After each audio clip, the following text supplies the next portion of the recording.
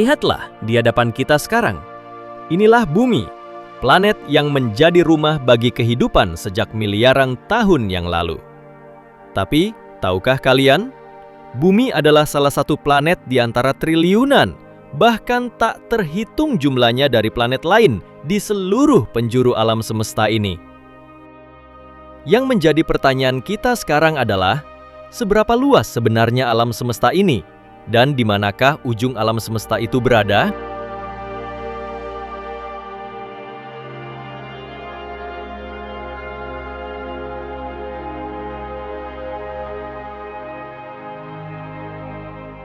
Jika kita melihatnya dalam skala kosmik, planet bumi tidak lebih besar dari sebutir pasir di padang Sahara.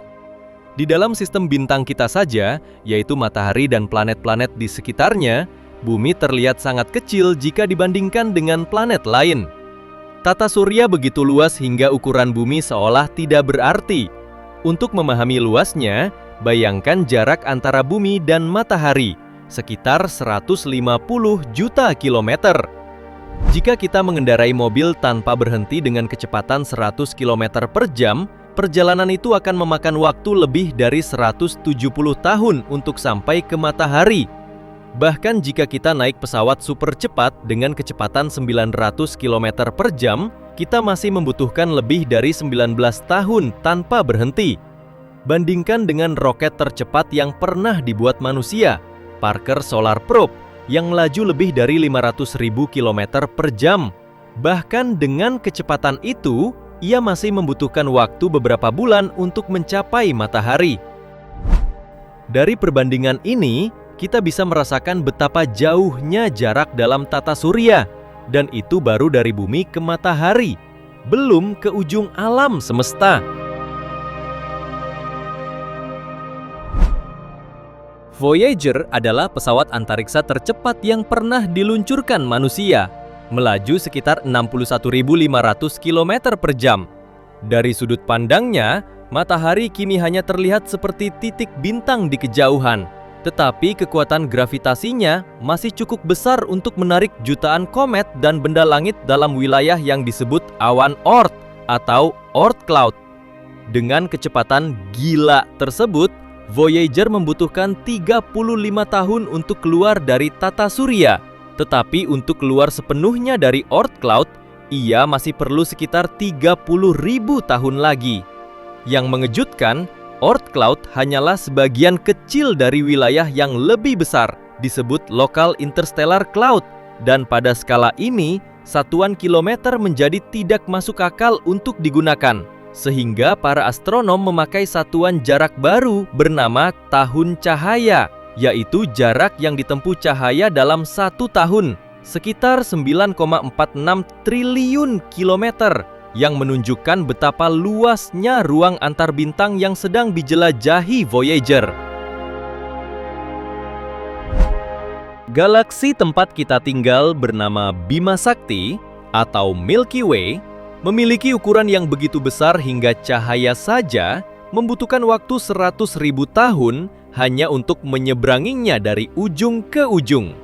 Di dalamnya terdapat sekitar 100 hingga 400 miliar bintang, dan para ilmuwan memperkirakan jumlah planet yang mengorbit bintang-bintang itu bisa mencapai 800 miliar hingga 3,2 triliun planet.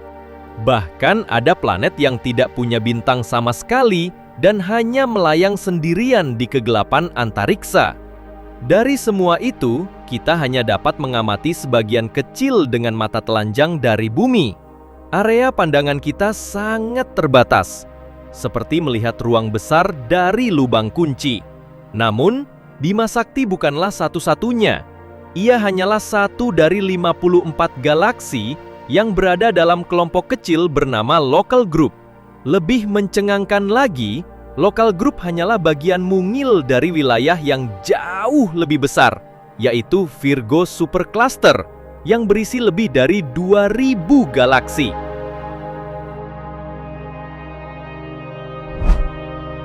Tapi jangan berhenti kagum, karena Virgo Supercluster sendiri hanyalah sebutir debu kecil di wilayah yang lebih besar lagi, bernama Laniakea Supercluster, rumah bagi lebih dari 100.000 galaksi.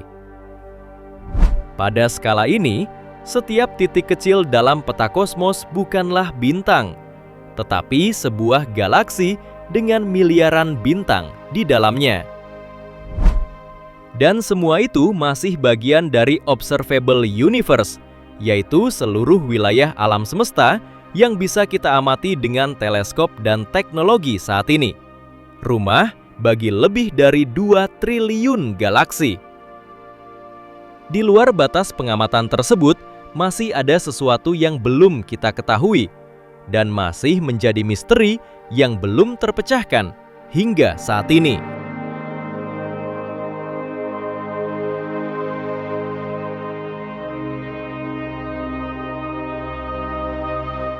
Observable universe atau alam semesta yang masih dapat diamati adalah bagian dari alam semesta yang cahayanya sudah sempat mencapai bumi sejak awal perluasan kosmik.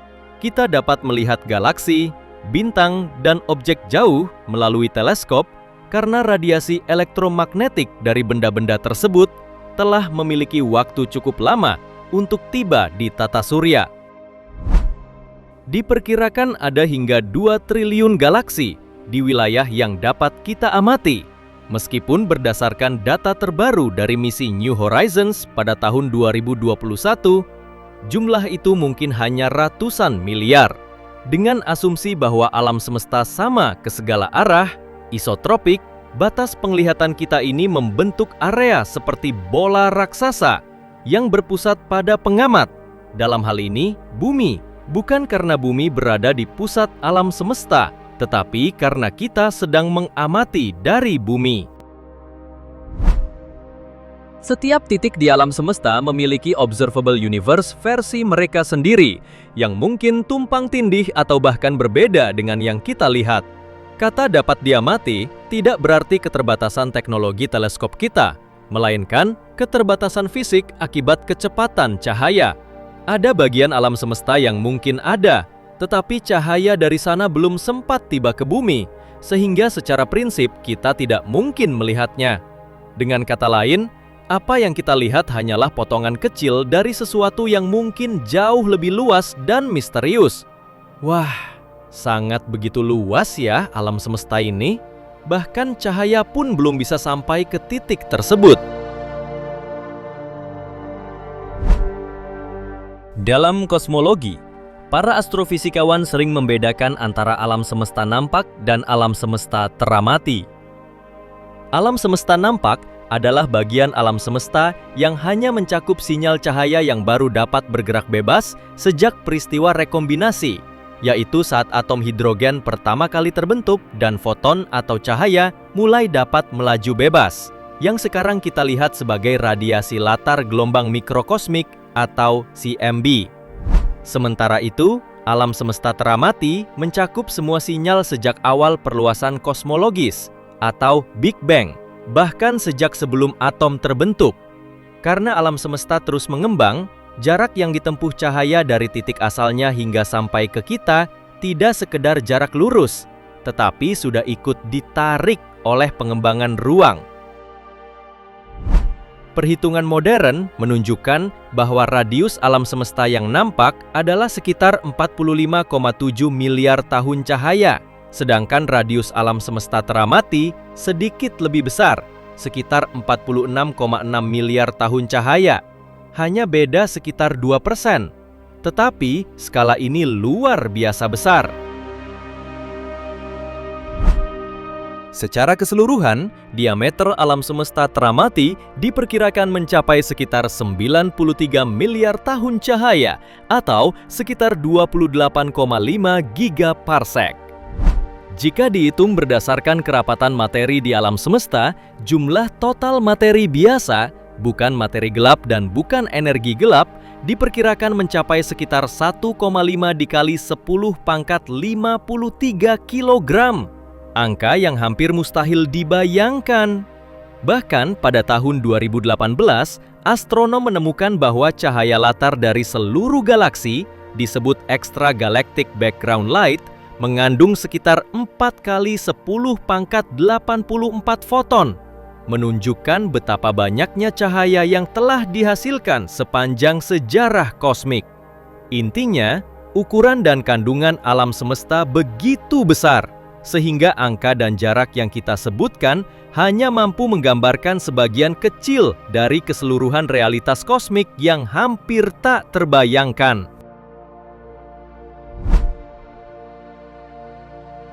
Seiring alam semesta terus mengembang dan pengembangannya semakin cepat, galaksi serta objek jauh di luar superkluster lokal kita perlahan akan menjauh seperti ditarik oleh perluasan ruang itu sendiri. Akibatnya, cahaya dari objek-objek tersebut akan semakin merah, redshift, karena panjang gelombangnya terus meregang dan semakin redup, hingga akhirnya tampak seolah-olah membeku dalam waktu.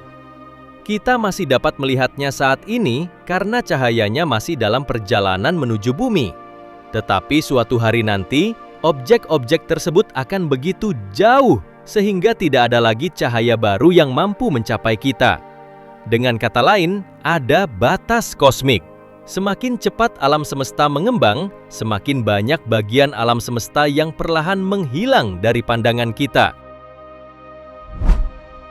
Walaupun konsep multiverse sering dibahas dalam teori kosmologi dan fisika modern, hingga kini keberadaannya masih bersifat hipotesis. Para ilmuwan memiliki dugaan kuat berdasarkan perhitungan dan model matematika, namun belum ada bukti langsung yang dapat memastikan bahwa multiverse benar-benar ada. Yang dapat dipastikan saat ini adalah bahwa alam semesta kita terus mengembang. Bahkan di bagian yang tidak dapat kita amati, pengembangannya berlangsung lebih cepat daripada kecepatan cahaya, membuat sebagian wilayah kosmik selamanya berada di luar jangkauan kita.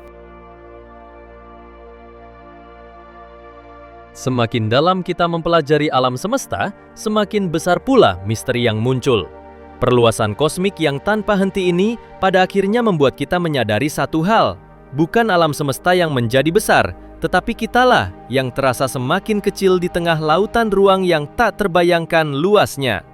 Setiap penemuan baru justru membuka pertanyaan yang lebih besar, meninggalkan teka-teki bagi generasi manusia berikutnya untuk dijawab. Semoga tayangan ini bisa bermanfaat dan menginspirasi buat teman-teman semua. Next, mau bahas apa? Komen di bawah ya.